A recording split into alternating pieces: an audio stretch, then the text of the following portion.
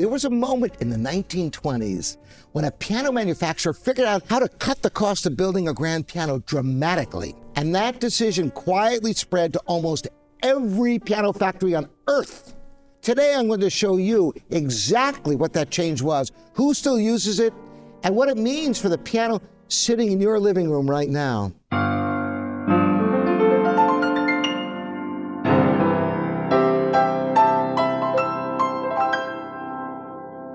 Welcome to Living Pianos, Robert Estrin here. And today we're going deep inside pianos are actually built. Not the marketing version, the real version. Now you might think, a grand piano is a grand piano. You might think that if it has all 88 keys, a cast iron plate, it's basically the same construction underneath. I'm here to tell you that is not the case, and understanding this difference will change the way you think about every piano purchase you'll ever make. To understand where we are today, we have to go back to the 1910s and 1920s to a company called Brambach. At that time, building a grand piano was extraordinarily labor-intensive. Skilled master cabinet makers would hand-fit the pin block. That's the thick block of wood that holds all your tuning pins directly into the piano's outer wooden rim. They would slot it into place, dowel it, and integrate it into the entire wooden structure.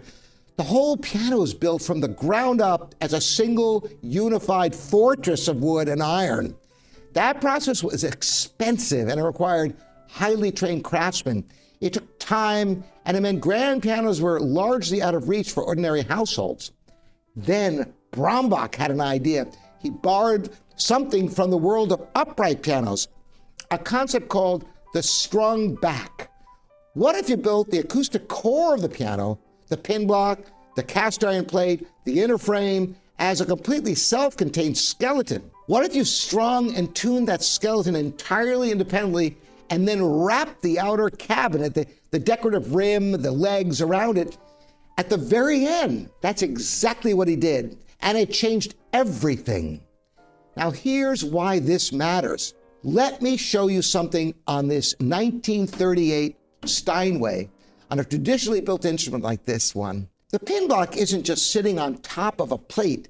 It's hand-fitted and secured with wooden dowels directly into the inner wooden rim, which is itself glued as a continuous laminated structure.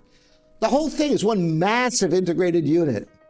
When you play this piano, the vibrations travel through a structure that was designed and built as a single organism. In the Brambach method, which is now used in virtually every mass-produced piano in the world, the pin block is attached primarily to the cast iron plate and a separate inner frame. The outer cabinet is manufactured separately, finished separately, and then essentially bolted on at the end of production. Here's the brilliant part from a manufacturing standpoint. You can build the acoustic core in one department while you're painting and finishing the outer cabinet in another parallel production. Dramatic cost reduction, and no master cabinet craftsman having to spend days hand-fitting wood to wood. That is how you make a grand piano affordable. Now here's the question that actually matters. What did that cost you? There are three areas where the construction method has real-world consequences. I want to be fair here because modern manufacturing has closed the gap considerably. CNC machining means parts fit together with a precision that Brambach himself could never have imagined.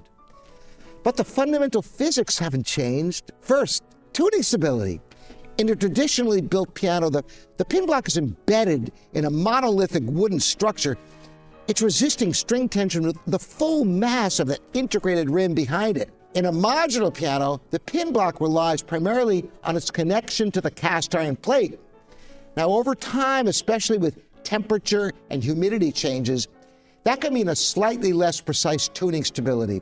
Not dramatic, but real. Second, tonal precision.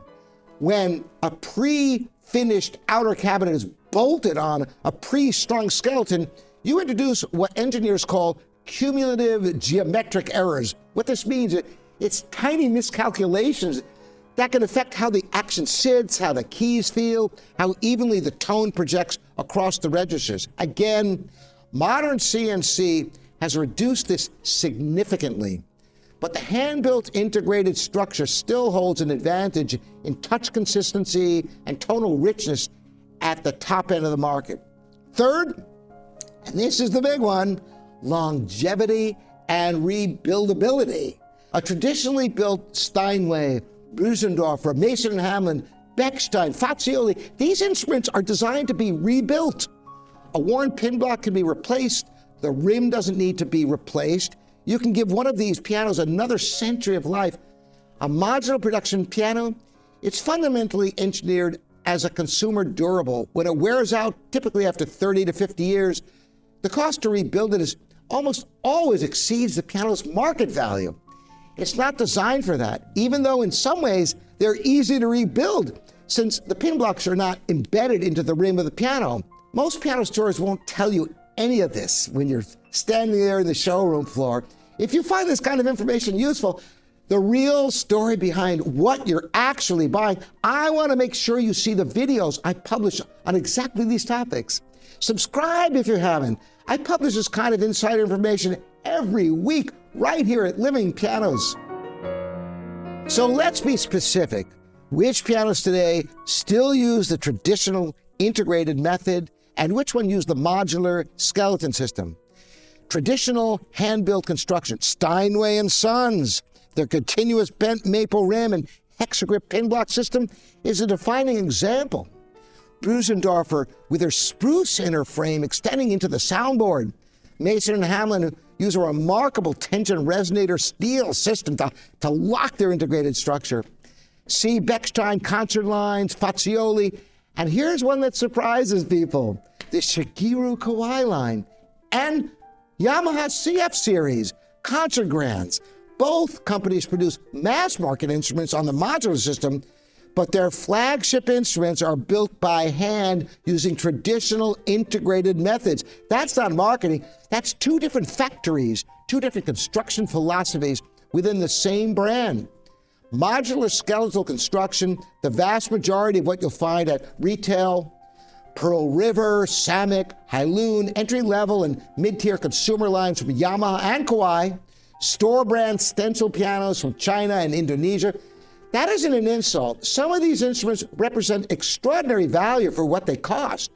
A well-made, modern budget grand from a reputable manufacturer can serve a student beautifully for decades. But it's a different, fundamentally different category of instrument, built to a fundamentally different standard and with a fundamentally different lifespan. The question isn't which method is better. The question is, which instrument is right for you, and do you really know what you're actually buying? Here's what I want you to take away from this. If you're buying a piano as a consumer instrument, something your children will learn on, something for casual enjoyment, something you're spending under $10,000, the modular construction piano can absolutely serve you well. Modern manufacturing has dramatically improved the quality of these instruments. Just understand what you're buying and plan for eventual replacement, not rebuilding. If you're buying a piano you intend to keep for generations, an instrument you believe will outlive you, then you'll want it rebuilt rather than replaced.